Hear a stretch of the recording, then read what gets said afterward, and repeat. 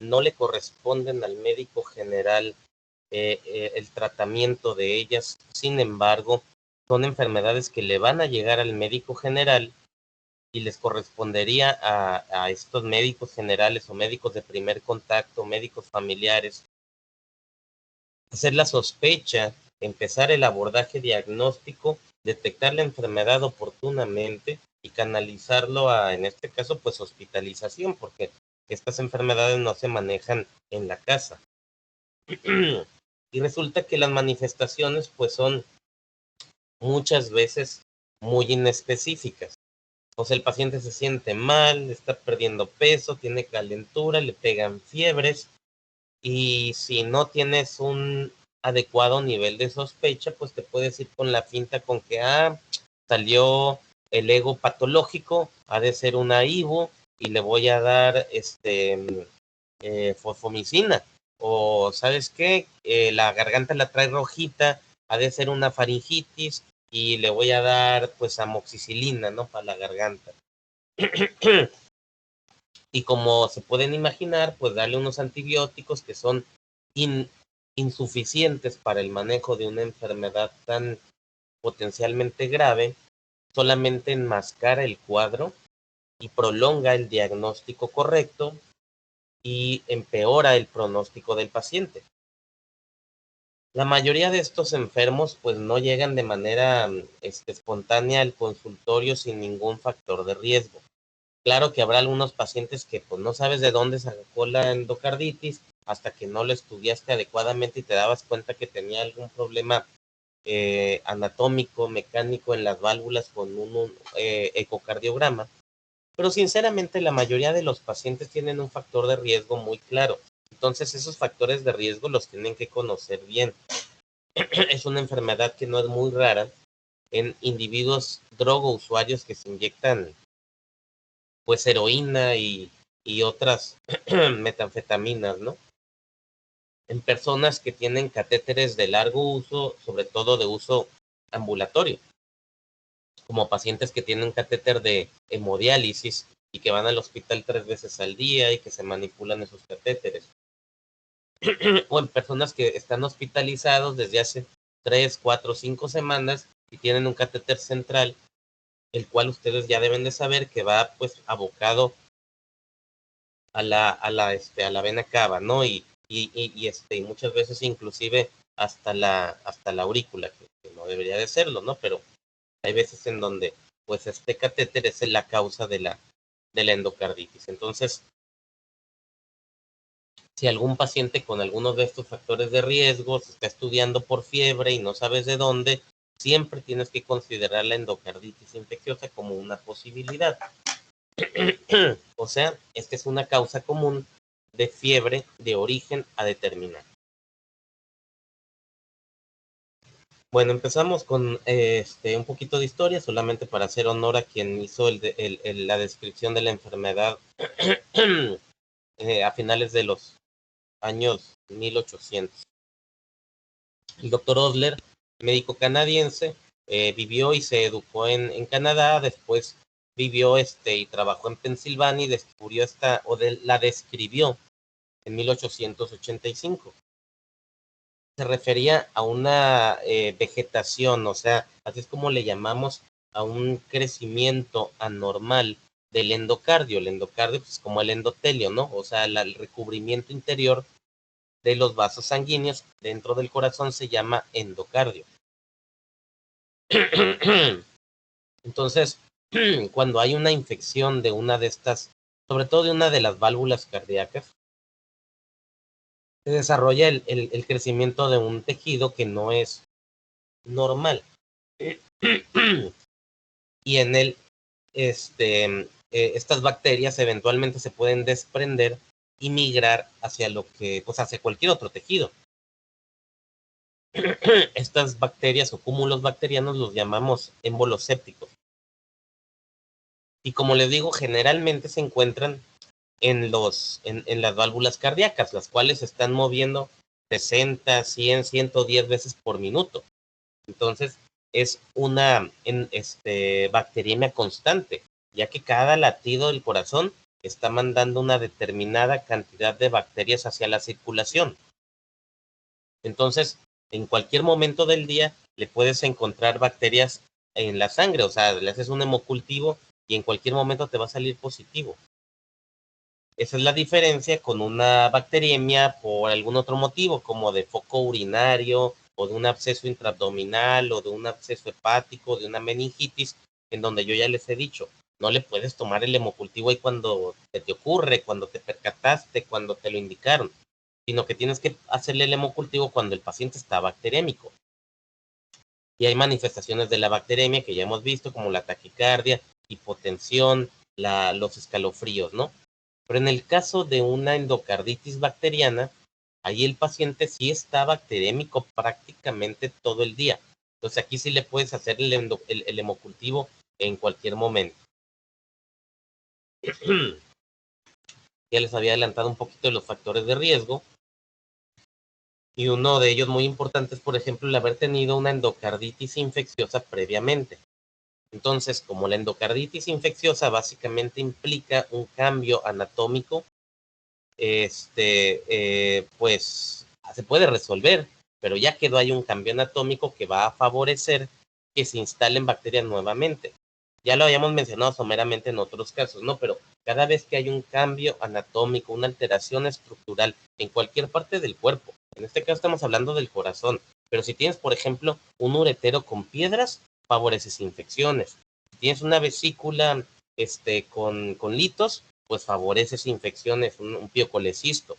Si tienes un hueso desgastado por sobrecarga o lo que sea, pues favoreces infecciones óseas, ¿no? Entonces, cualquier trastorno anatómico que ocurra en el corazón, como una endocarditis anterior, va a favorecer una endocarditis nuevamente.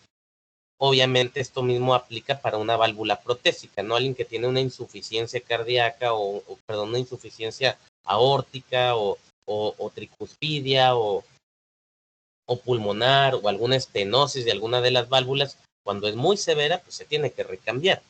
Entonces ya poniendo una válvula que es protésica, ya sea metálica o ya sea biológica, pues eventualmente, digo, no es una válvula normal, entonces es más fácil que las bacterias se adhieran a ella. Tener un dispositivo intracardíaco como un marcapasos, pero también ya les mencioné ahorita, un catéter Majorca para hemodiálisis o un catéter venoso central en los pacientes que se encuentran internados. Una enfermedad valvular congénita, como una tetralogía de Fallot, por ejemplo, ¿no? También existen factores de riesgo fuera del corazón, como los usuarios de drogas intravenosas que les había mencionado, ¿no? No crean que se están inyectando con todas las medidas de esterilidad necesarias. El tener catéteres venosos, flebitis, sobre todo en pacientes hospitalizados, el estar inmunosuprimidos o el realizar procedimientos quirúrgicos o dentales, sobre todo en zonas que están contaminadas, ¿no? Obviamente la boca, ustedes saben que está sumamente contaminada por bacterias, entonces, la manipulación de estas bacterias en contacto con mucha sangre en una herida odontológica mayor, pues favorece la introducción de bacterias similar a lo que ya les había mencionado en el caso de una cirugía urológica, ¿no? Una de las indicaciones para darle antibióticos a una bacteriuria asintomática, pues era que le fueran a hacer un procedimiento urológico instrumentado, ¿no? Porque sangran mucho y entran esas bacterias a la circulación. Eso puede causar bacteremias y estas bacteremias pueden causar una endocarditis secundaria. Bueno, la importancia de esta enfermedad. Resulta que la incidencia y la mortalidad, la verdad es que no han disminuido mucho en los últimos 30 años. Obviamente hace más de 30 años la mortalidad era mucho mayor, la disponibilidad de buenos antibióticos no era muy amplia, los técnicas de diagnóstico no eran tan buenas o tan rápidas, entonces los pacientes se morían más de esta enfermedad de lo que se mueren en los últimos 30 años. Pero 30 años a la fecha sigue siendo mucho tiempo como para que hubiéramos seguido progresando y la verdad es que parece ser como que se quedó estancada la incidencia de estos casos y la mortalidad, porque seguimos realizando procedimientos intravasculares o dejando dispositivos intravasculares como los catéteres Majurca, no se está trasplantando tanta gente como deberíamos, entonces los pacientes, al menos en México y en muchos países en desarrollo, siguen conectados a las máquinas de hemodiálisis, ¿no? Entonces ahí sigue el factor de riesgo para infectarse. Los catéteres largos periféricos son muy similares a un catéter venoso central que se pone yugular o subclavio, pero se infectan menos, pero son más complicados de poner y más costosos. Entonces, pues seguimos poniendo catéteres más baratos que se infectan más. Entonces, por eso la incidencia persiste. Y la mortalidad, pues porque tampoco tenemos muchos nuevos antibióticos que resuelvan este problema de manera más efectiva. Entonces, sigue siendo una enfermedad que a ustedes les va a tocar ver más de una ocasión. Desgraciadamente, muchas veces ni siquiera se van a percatar que lo vieron, y eso es lo que tratamos de evitar con esta clase. Que no les llegue un paciente con fiebre, con diaforesis, con escalofríos, y que le eches la culpa a una gastroenteritis porque tuvo dolor abdominal, y que le des cualquier antibiótico y luego el paciente pues se le baja la fiebre, pero no mejora, y luego termina yendo al hospital en donde le documentan que era una endocarditis infecciosa, ya más complicada porque pasó más tiempo, ya a lo mejor con bacterias más resistentes porque ya le diste amoxicilina, y tú nunca te percataste que viste una endocarditis y que solamente complicaste más al paciente. Entonces, la idea de esta clase es que tengan en mente lo que es una endocarditis infecciosa y que la sospechen cada vez que les llega un paciente con factores de riesgo. Obviamente, yo no les voy a reclamar cuando llega un paciente que prácticamente no tiene factores de riesgo y que no pensaron en la enfermedad. Digo, a cualquiera se le puede ir el rollo, pero hay veces en donde simplemente se fueron con la primera cosa que se les ocurrió y antibiótico porque pues no vaya a ser, y acuérdense que eso no se hace. Tú das antibiótico cuando estás bien convencido de cuál es el problema, y si no estás convencido pides estudios. Bueno, aparte no es una enfermedad uniforme en donde realmente todos los pacientes se comportan de la misma manera, y que le das el mismo tratamiento a todos y que todas las personas están capacitadas para atender de manera unilateral al paciente. O sea, requiere un tratamiento multidisciplinario. Aquí es cuando ya se sale de las manos del médico general. Una vez que ya tienes el diagnóstico, entonces no se les ocurre a ustedes encargarse del paciente. Ese paciente lo tienes que canalizar a un hospital en donde lo va a ver el internista o el infectólogo junto con el cardiólogo, seguramente el cirujano cardiovascular tendrá que estar notificado del caso, y a veces hasta el neurocirujano, porque se forman émbolos sépticos que se van al cerebro, que forman abscesos en el cerebro y que a veces se tienen hasta que operar. Y luego tampoco tenemos unas guías de práctica clínica que estén basadas en estudios grandes, aleatorizados, multicéntricos. La mayoría de la información que tenemos es en base a ciencia muy escasa, y mucho de ello también es opinión de expertos. Entonces, por ese mismo motivo, tampoco tenemos una estandarización en cuanto al manejo en todo el mundo. Bueno, esta enfermedad habitualmente era en adultos jóvenes con enfermedades vasculares antes. Ahora resulta que se puede prevenir estas enfermedades en pacientes que tenían pues factores de riesgo cardíacos previos. El problema es que ahora la gente está envejeciendo más porque pues tenemos una medicina más moderna en donde los pacientes tienen una vida media, perdón, pues sí, una esperanza de vida mucho más larga, y se están presentando más y más enfermedades crónico-degenerativas con necesidad de dispositivos y procedimientos intravasculares, y por lo tanto, pues ahora son más frecuentes estos casos de endocarditis en adultos mayores, sobre todo con asistencia sanitaria, o sea, que viven en asilos, que van muchos hospitales, que se conectan a máquinas de hemodiálisis, etcétera, etcétera. Y principalmente pues son estreptococos orales, Streptococcus viridans, Streptococcus mutans, Staphylococcus salivarius y Staphylococcus aureus, entre otros, ¿no? al menos en la actualidad, ya son los estafilococos la principal etiología. Cuando antes, si ustedes revisan literatura ahí viejita de hace unos 10 años o más, te dicen que los principales etiologías eran los estreptococos. Por eso el tratamiento de elección, pues normalmente eran las penicilinas, ¿no? Pero ahora parece ser que los estafilococos están siendo la principal etiología. Entonces las penicilinas como que ya no nos están resultando ser nuestro tratamiento de elección. La incidencia pues no es muy baja, 3 a 10 casos por cada 100,000 personas año. Si en Mexicali sabemos que habemos casi 1,000,000 de personas, eso significa que habría que multiplicar esto por 10, o sea, de 3 a 300 casos de endocarditis en Mexicali por año, estadísticamente hablando, ¿no? Entonces, claro que a muchos de ustedes les van a tocar ver más de un caso de endocarditis cada año, ¿no? Entonces, pues no se diga en el transcurso de toda su vida.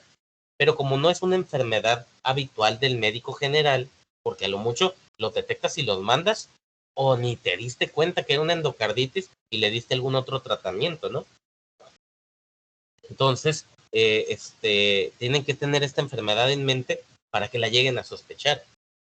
Y para ello, pues tendrás que haber visto más de un caso para que realmente se te quede memorizado cómo es un paciente con una endocarditis. Entonces, no pierdan la oportunidad de ver a esos pacientes una vez que se restituyan sus clínicas. Y si saben de algún paciente que tiene endocarditis, vayan a conocerlo y vayan a ver cómo le fue al paciente, cómo es que se diagnosticó, y van a ver que muchas veces les va a decir el paciente, pues es que empezó con una fiebre y me sentí mal y fui con el doctor y me dio un tratamiento para esto y no funcionó, y luego fui otra vez y no me funcionó, y luego ya me puse más mal y luego ya me internaron.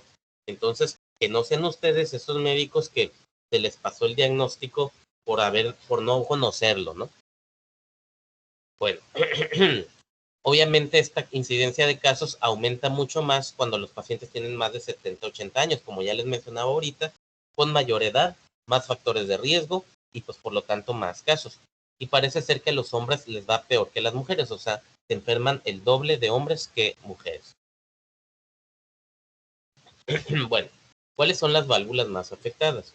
La más común es la válvula mitral. En segundo lugar, la aórtica, que son las que tienen mayor presión arterial. Entonces, pues obviamente son válvulas que están sometidas a más estrés, por lo tanto, más riesgo de una estenosis o una insuficiencia o una malformación.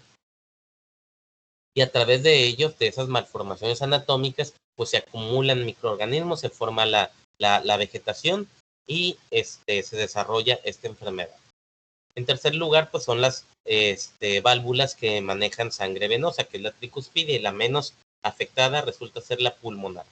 Obviamente, les va más mal a los pacientes con una endocarditis mitral o una endocarditis aórtica, en donde la mayoría de las veces, o bueno, tal vez no la mayoría, pero una gran proporción de casos se van a tener que operar, se van a tener que hacer un recambio valvular, porque es una válvula muy importante. En cambio, las válvulas del corazón derecho, que es la tricuspidia y la pulmonar, generalmente se pueden resolver sin necesidad de una cirugía. Generalmente, lo digo de esta manera porque me acordé ahorita de un caso que vi en el Seguro Social, creo que hace como 2 años. De hecho, yo no lo vi. Nada más fue un residente a comentarme que tenían en la terapia intensiva a una mujer. No me acuerdo si estaba embarazada, creo que más bien estaba puérpera. O creo que era puérpera de un aborto, porque traía la endocarditis y a raíz de eso creo que tuvo una cesárea, no sé si fue aborto o no, pero el punto es que estaba puérpera la paciente con una endocarditis de corazón derecho. No me acuerdo si era de la pulmonar o de la tricuspidia, pero el punto es que le habían dado ya un montón de antibióticos, a nadie se le ocurrió pedir la opinión de un infectólogo, ahí entre los intensivistas la estaban manejando y la paciente no la veían bien, alguien le dijo al residente que había un infectólogo los fines de semana y me fue a comentar el caso. Creo que no tenía ni siquiera ningún cultivo. Y ya le habían dado de todos los antibióticos que se les había ocurrido. Entonces yo le dije, ya no hay para dónde hacerse, van a tener que operarla. Pues es que las guías dicen que estos pacientes, pues que no se tienen que operar forzosamente. Bueno, pues hagan lo que quieran, ¿no? Pero pues la vegetación estaba bien grande, no estaba mejorando el tratamiento, pues la dejaron evolucionar a ver si con medicamentos se resolvía y pues no, se murió. Si te pones a revisar la literatura, pues claro que dicen que la mayoría de los casos se van a resolver sin cirugía, pero acuérdense que en medicina no hay absolutos, nunca hay 100%, y siempre va a haber un caso en donde dices, esto no está jalando, hay que ser más agresivos, ¿no? Bueno, este, la, las válvulas normalmente se afectan principalmente las válvulas izquierdas y generalmente son válvulas nativas, o sea, la válvula con la que naciste, que se afectó por una insuficiencia, por una estenosis, por alguna malformación, insuficiencia cardíaca, etcétera, etcétera. En segundo lugar, se afectan válvulas protésicas, válvulas que se tuvieron que recambiar y que eventualmente se infectaron. Después, es la endocarditis derecha, como ya les dije, son mucho menos comunes, ¿no? Las endocarditis de los eh, este, eh, cavidades de baja presión y finalmente las endocarditis relacionadas con dispositivos. También es importante clasificar las diferentes. Esto se refiere a la clasificación, perdón, esto no es frecuencia, es que porque el manejo es diferente. Si es una válvula nativa, si es una válvula protésica, si es una válvula derecha o si es una vegetación asociada a dispositivos. ¿Por qué es importante clasificarlos de esta manera? Porque el manejo es diferente. También se clasifican por una endocarditis que se adquirió en la comunidad, o a diferencia de una endocarditis asociada a un hospital o una endocarditis asociada al uso de drogas intravenosas, porque la etiología es diferente. Ese es el motivo por el cual las diferentes clasificaciones, ¿no? Bueno, la evolución de esta enfermedad, habitualmente, pues aquí tienes una válvula con su endotelio o su endocardio, en la cual eventualmente puede haber una lesión, por el motivo que tú quieras, porque el paciente se estaba metiendo heroína que no estaba bien pulverizada y tenían muchos grumos y esos grumos fueron y lastimaron el endocardio, o porque el paciente tenía un catéter venoso central y el catéter pues estaba erosionando el endocardio, o porque básicamente tienes una válvula operada, entonces es un trastorno anatómico muy importante. El punto es que ya tienes un cambio en el endotelio. Eso favorece la agregación plaquetaria. Acuérdense que eso es lo que hacen las plaquetas, ¿no? Van y se pegan en el endotelio lastimado para evitar el sangrado, ¿no? Eventualmente esta agregación plaquetaria se va a recubrir de fibrina. Esta fibrina eventualmente se va a exponer a bacterias, si es que llegara a haber alguna bacteremia, ¿no? Por ejemplo, tienes ahí un endocardio lastimado por una estenosis aórtica y luego tienes un paciente que tenía una bacteriuria sintomática y no estaba bien erradicada esa bacteria, no le dieron un antibiótico que fuera sumamente efectivo, le pusieron un catéter doble J por algún problema ahí de delitos en la vía urinaria y eso generó una bacteremia leve, pero esa bacteremia leve fue suficiente para adherirse ahí a ese endocardio lastimado con un plastrón de fibrina y de plaquetas. Entonces, las bacterias colonizan esa fibrina y se empieza a formar un crecimiento de tejido infeccioso que llamamos vegetación. Esta vegetación con cada latido de la válvula, con cada latido del corazón, va a mandar bacterias y con eso pues eventualmente se concluye que el paciente desarrolla una endocarditis infecciosa o una endocarditis bacteriana, la cual eventualmente puede concluir en una cicatrización cuando se le pone un antibiótico adecuado. Se resuelve esa vegetación, pero queda una cicatrización. Por eso, cuando ya tuviste una endocarditis antes, pues ya te quedas con un factor de riesgo para desarrollar una endocarditis nuevamente. Bueno, existe el riesgo de desarrollar la enfermedad nuevamente y este riesgo pues es variable. El riesgo es mayor en pacientes que tienen una cardiopatía congénita. Entonces, esas personas siempre tienes que estar considerando la posibilidad de que hayan desarrollado una endocarditis infecciosa cuando desarrollan fiebre.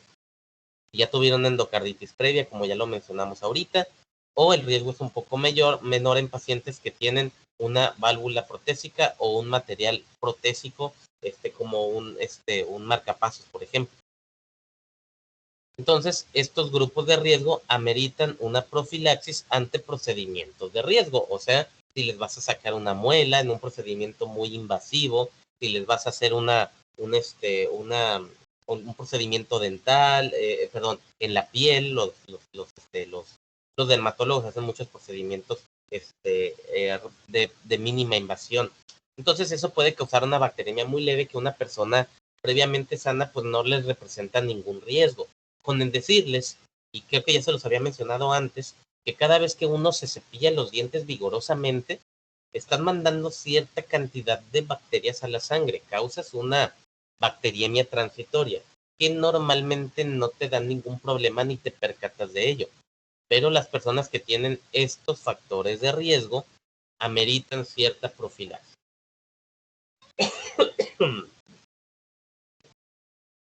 ¿Cuáles son los procedimientos de mayor riesgo? Pues los dentales, por ejemplo, procedimientos del tracto respiratorio, como por ejemplo una broncoscopía,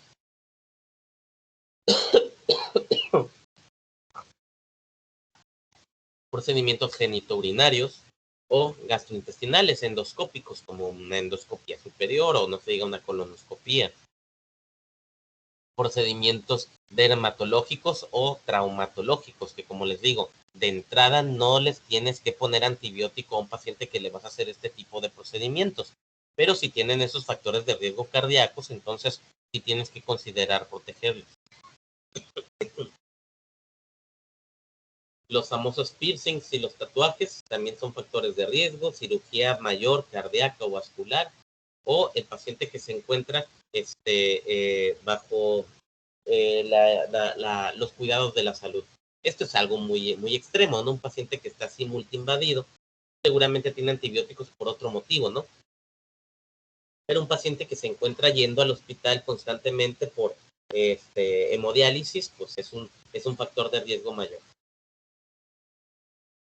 Existen algunas poblaciones especiales, como por ejemplo los usuarios de drogas intravenosas. Les dije que estos la clasifican diferente de un paciente que adquirió la endocarditis asociado al hospital o que la adquirió en su casa sin aparentes desencadenantes. Se clasifican diferentes porque la endocarditis normalmente en estos casos va a ser de corazón derecho, en más de la mitad de los casos. Y en muchos de ellos no va a haber una valvulopatía previa. En estos casos, la etiología más común es el Staphylococcus aureus y se empieza a presentar la pseudomonas aeruginosa. Esto es bien importante considerarlo porque generalmente no cubrimos muy bien la pseudomonas aeruginosa en otros tipos de endocarditis. Acuérdense que no se están inyectando con las mejores medidas de esterilidad. Otras poblaciones especiales son los pacientes en hemodiálisis, que muchas veces van al hospital pues como 3 veces a la semana, ¿no? Ellos adquieren esta enfermedad el doble o el triple de veces más frecuente que una población que no va a hemodiálisis todo el tiempo. En estos casos también es Staphylococcus aureus una causa muy común y en este caso la válvula más frecuentemente afectada va a ser la mitral. La falla cardíaca es algo relativamente frecuente y la mortalidad es muy elevada, ¿no? Se te muere casi la mitad de los pacientes en hemodiálisis que desarrollan una endocarditis. Pues si de por sí ya tienen una enfermedad debilitante como es la insuficiencia cardíaca, pues no se diga una vez que agarran una infección en el corazón.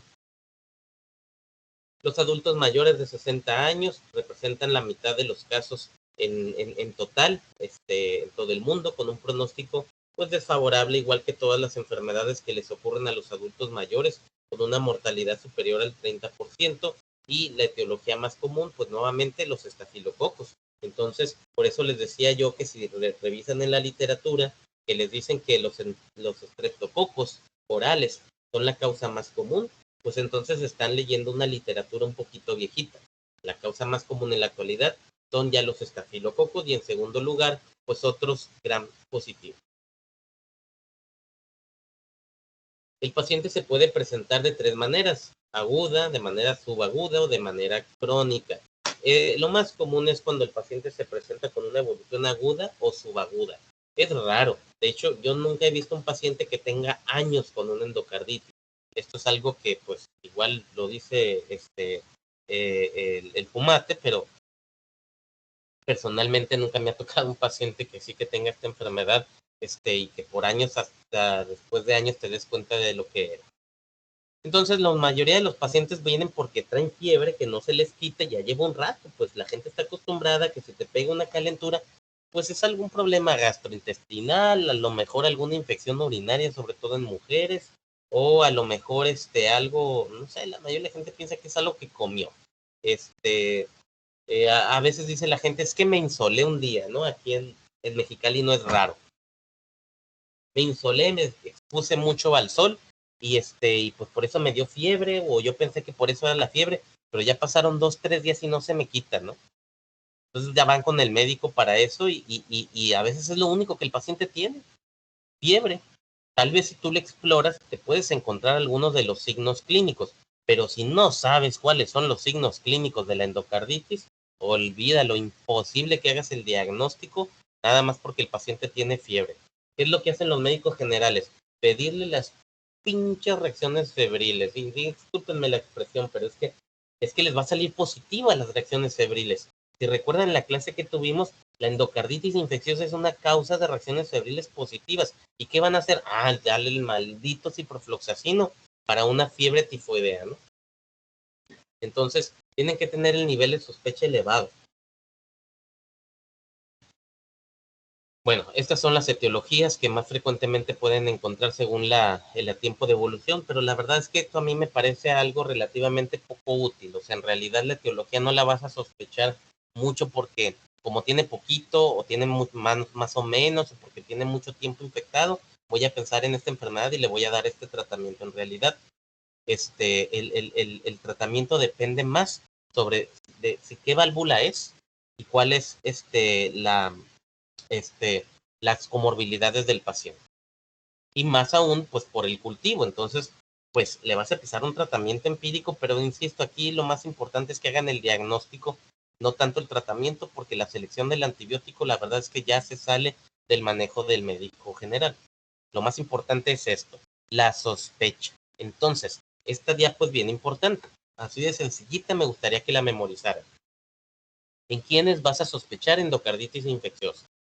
Un paciente que tiene sepsis y no sabes de dónde, o llámale simplemente fiebre, pero no sabes de dónde. Aquí en Mexicali, pues ya vamos a ver el tema de fiebre manchada, y esa es una causa muy común de fiebre de origen a determinar, y la mayoría de las veces ustedes van a tener que pensar en riqueciosis.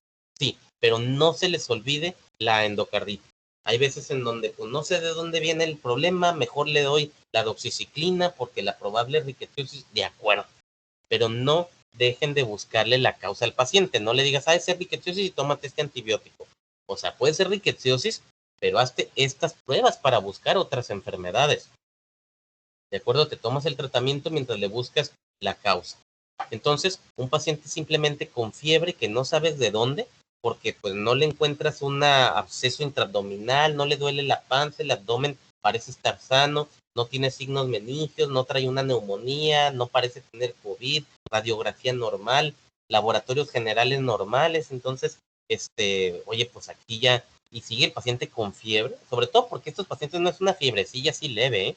Es una fiebre real de más de 38 grados, de carácter persistente, con escalofríos significativos. Entonces, pues la verdad es que es mejor internar al paciente, para estudiarlo, ¿eh?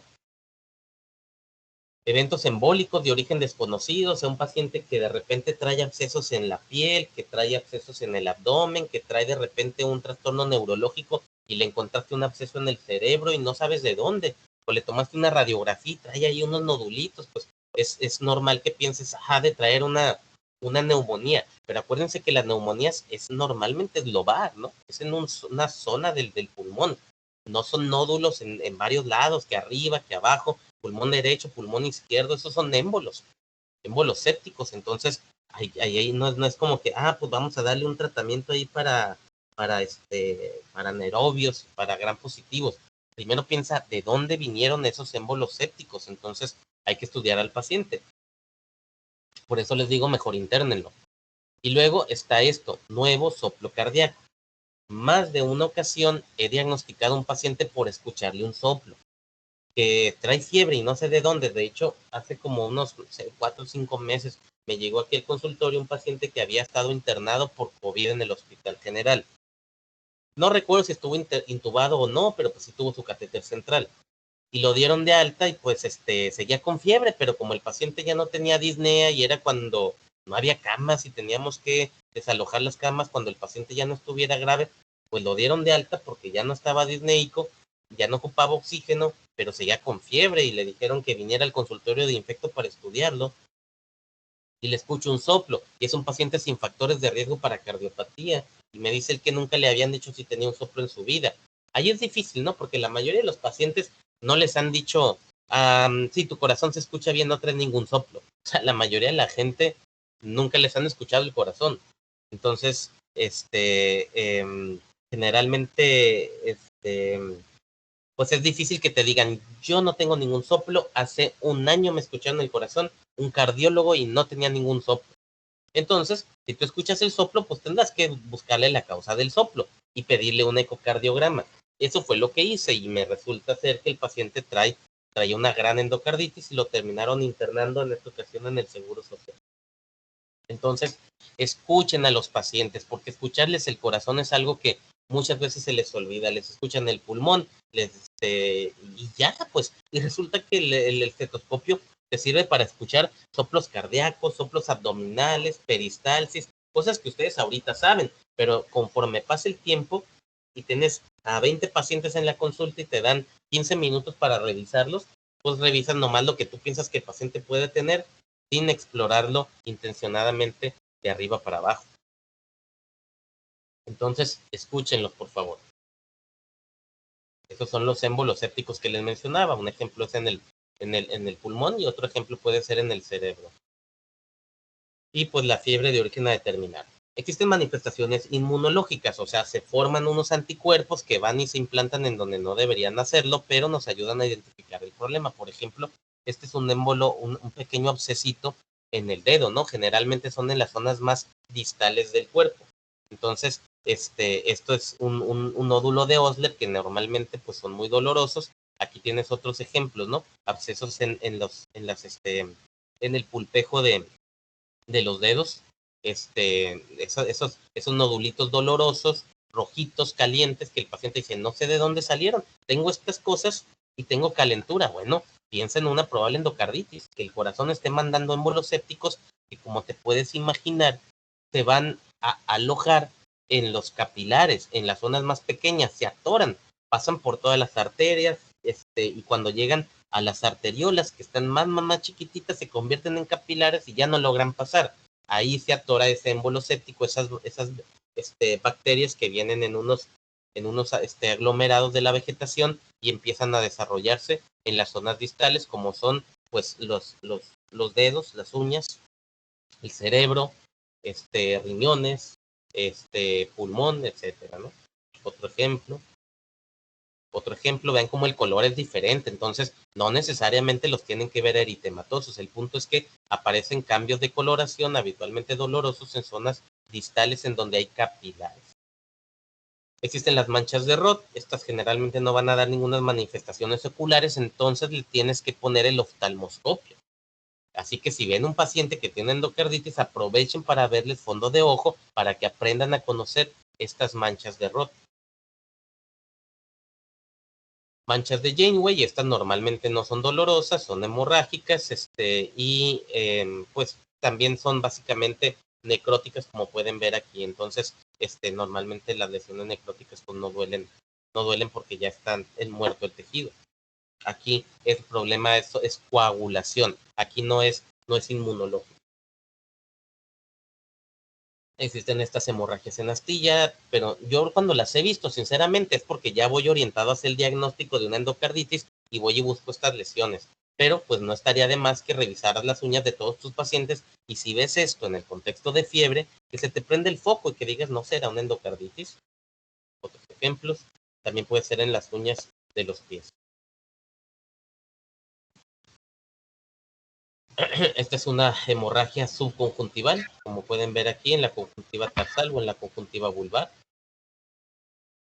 Los émbolos sépticos que ya les había mencionado ahorita, que no nada más son en el pulmón o en el cerebro, también lo puedes ver acá en el hígado, lo puedes ver aquí en el páncreas y lo puedes ver aquí en el vaso. Entonces es un paciente con bacteremias constantes de tiempo prolongado y ya se le fueron a todos los órganos, hasta en los riñones, ¿no? En todos los órganos hay capilares, acuérdense que ahí es en donde ocurre el intercambio gaseoso. Ya tenemos un ejemplo en el cerebro. Y bueno, esto realmente es más que nada algo académico, que igual y se les puede preguntar en algún examen, pero sinceramente, pues ya, no sincero, no le toca al médico general. Pero esto sí es importante que sepan que no todas las endocarditis se van a resolver con puros antibióticos. Muchas veces se va a tener que operar el paciente y recambiarle la válvula, quitar esos émbolos sépticos de tajo y poner una válvula nueva, así sea una cirugía mayor o una válvula protésica, pues vas a tener que hacerlo cuando el paciente ya está en falla cardíaca, cuando la infección está descontrolada, como el ejemplo que les dije, de una mujer puérpera que no mejoraba, que seguía con fiebre, que seguía chocada, a pesar de antibióticos de amplio espectro, así sea una endocarditis derecha. La infección está descontrolada, tienes que quitar el foco infeccioso. Ya lo hemos mencionado en otras infecciones y lo seguiremos mencionando. A ustedes les tiene que quedar bien claro. No pueden resolver un problema infeccioso si no quitas el foco. ¿De acuerdo? La mayoría de las veces. O para prevención de embolismos. A eso se refiere, por ejemplo, cuando tienes una vegetación muy grande. Cuando mide más de 2,5 centímetros, la verdad es que el pronóstico es malo. Darle antibióticos y esperar que esa vegetación tan grande de 2,5 centímetros, una pulgada de crecimiento bacteriano, va a ser bien difícil que lo resuelvas con puros antibióticos. Entonces, si te sigues dándole ahí antibióticos, a ver si se desaparece esto en algún momento, olvídalo, el paciente va a hacer émbolos cerebrales con secuelas para el resto de su vida por no operarlo oportunamente. Aquí está una vegetación gigantesca, ¿no? Esta que ven aquí, para prevenir estos émbolos. Existen unos criterios de diagnóstico que, pues, para efectos de esta clase sí les voy a pedir que los lean, prácticamente que los memoricen, que sepan que existen. Sé que cuando termine esta clase, que cuando terminen este curso de infecto, no los van a saber de memoria. Y no hay bronca, me interesa nada más que alguien les diga, un paciente con endocarditis infecciosa, tú te acuerdes, existían los criterios de diagnóstico, ¿verdad? ¿Cómo se llamaban? Criterios de Duke. Pues los voy a revisar y en un minuto en Google ya tengo una imagen como la que están viendo ahorita para acordarse de esos criterios de diagnóstico y repasarlos una y otra vez. Entonces, estos criterios básicamente tienen unos mayores y unos criterios menores. Los criterios mayores es básicamente encontrar los hemocultivos y pues encontrar determinados hemocultivos en particular que son las bacterias más responsables y habitualmente son 2 hemocultivos porque uno solo puede ser un error, una contaminación. Encontrar 2 hemocultivos de las bacterias más convencionales como los estafilococos o los estreptococos, pues ese es un solo criterio, nada más es un criterio y por sí solo un criterio no hace diagnóstico. La otra es encontrar datos compatibles con endocarditis como el ecocardiograma con la vegetación, en donde vas a encontrar una masa oscilante en una de las válvulas o un absceso o que se está dehiscentando una parte de la válvula protésica o que tienes datos compatibles con una insuficiencia cardíaca o una estenosis cardíaca. Entonces, entre el ecocardiograma positivo y los hemocultivos positivos, sí tienes una confirmación, pero muchas veces el hemocultivo no te sale positivo. O estás hablando de una bacteria complicada como la Coxiella burnetii, que normalmente no salen los cultivos, necesitas anticuerpos, son difíciles de conseguir, entonces pues muchas veces no vas a tener ningún aislamiento, nada más vas a tener el hallazgo ecocardiográfico y eso por sí solo no te hace el diagnóstico, entonces te apoyas de criterios menores, como por ejemplo que tengas factores de riesgo, que uses drogas intravenosas, que tengas fiebre persistente elevada, que tengas los fenómenos vasculares o los fenómenos inmunológicos que ya mencionamos ahorita. Entonces, hay ciertas combinaciones de criterios que te van a hacer el diagnóstico.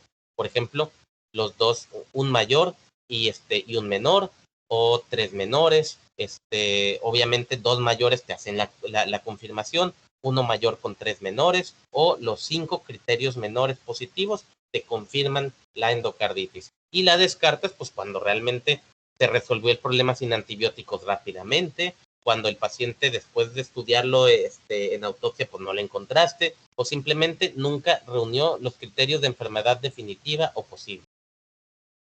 Y bueno, vamos a terminar con el tratamiento, pero esto no es algo que, insisto, me sea tan importante. Igual les voy a mandar ahorita por la plataforma un artículo de endocarditis infecciosa y este anexo en donde vienen las recomendaciones de tratamiento en diferentes condiciones, para que lo tengan simplemente por si alguna vez lo requieren, pero aquí vean esta diferencia, ¿no? Te dice, es una tablita de el manejo de la endocarditis infecciosa antes de que tengas el patógeno identificado, porque muchas veces no vas a encontrar la bacteria por más hemocultivos que les hagas. La mayoría de las veces sí. De hecho, este es un dato importante que seguramente se los preguntaré en el examen. 10% de las endocarditis infecciosas te salen los hemocultivos negativos. Solamente 10%, 90% si tomas hemocultivos constantemente, eventualmente te va a salir uno positivo o dos o más, ¿de acuerdo? Pero cuando no tienes el hemocultivo positivo, entonces te dicen aquí las combinaciones de antibiótico que le vas a dar, por ejemplo, aminopenicilinas con un aminoglucósido con una fluoroquinolona. Si la válvula es nativa, si la válvula es protésica, te recomiendan vancomicina con gentamicina, con rifampicina y te da algunas alternativas. Esto es si la enfermedad es temprana. Si la enfermedad es crónica, pues te da algunas otras sugerencias. Pero cuando ya encontraste la bacteria y se trata de un estafilococo, pues te dice que le des oxacilina o cloxacilina, o en nuestro caso, dicloxacilina más un aminoglucósido. Si es alérgico a las penicilinas, pues vancomicina con el aminoglucósido. Si es una válvula protésica, pues ahí están las alternativas. Igual te los voy a mandar. Pero pongan atención a esto. Duración en semanas. 4 a 6 semanas, ¿eh? A lo mejor el aminoglucósido se lo vas a dar pocos días, pero el antibiótico principal te lo vas a dar por 6 semanas. Entonces son tratamientos bien largos. Y normalmente el paciente se avienta en el hospital como un mes. Si la enfermedad es un estreptococo o si es por un enterococo, te dice diferentes alternativas. Si es por alguno de estos otros microorganismos extraños que difícilmente vamos a detectar aquí en Mexicali. Y finalmente la profilaxis previo a procedimientos quirúrgicos, el antibiótico que le vas a dar en los pacientes que tienen factores de riesgo. Generalmente, pues, si el paciente puede tomar los medicamentos por boca, o sea, puede tolerar la vía oral, le puedes dar amoxicilina. Si no es posible, pues le puedes dar ampicilina inyectable, ¿no? Te dice como una alternativa a los alérgicos a los betalactámicos, pues que les puedes dar clindamicina como una alternativa o cefalosporinas. Bueno, terminamos con una frase del doctor Osler que dice que la medicina es una ciencia de probabilidades y un arte de manejar la incertidumbre. Acuérdense que en medicina no hay 100%, entonces siempre hay diferentes probabilidades y tú tienes que saber cuál de ellas o cuáles de ellas son las que más se acercan a tu paciente. ¿Dudas, preguntas, comentarios? Sí, doctor, yo tengo una duda.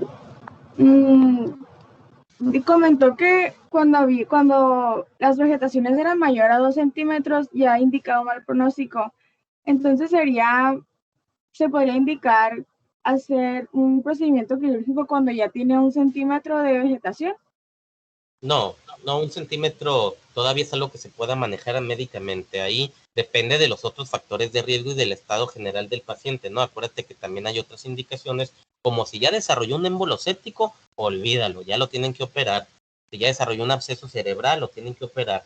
Si ya tiene insuficiencia cardíaca, lo tienen que operar. Pero si el paciente está con fiebre, pero ya se le quitó la fiebre, con unos cuantos días de antibiótico, y la vegetación nada más mide unos 10 milímetros, o sea, 1 centímetro, no ha desarrollado ningún émbolo séptico, no está inestable, está mejorando, lo dejas hasta que disminuye esa vegetación. Te sigues haciendo ecocardiogramas y ya la vegetación ya no bajó más, híjola, pues a lo mejor ahí sí considerarías un fracaso al tratamiento, optimización de manejo o considerar el beneficio de la cirugía. Pero eso se hace en un consenso, o sea, se juntan o se debe de juntar ahí, pues el infectólogo, el cirujano, el cardiólogo y valorar riesgos, beneficios de operar. Ok, muchas gracias. ¿Alguna otra pregunta? ¿No? Bueno, ¿alguien más llegó tarde de los... ¿Algún retardo? ¿No? Villa, Ortiz o Fuentes. Ok, está bien, entonces terminamos la clase. Mañana no sé qué sigue, creo que Bruselas o algo así, según lo que diga el temario, ¿de acuerdo? Estamos acá con enfermedades causantes de fiebre sistémica, enfermedades sistémicas. Ok, gracias. Gracias, Doc. Gracias.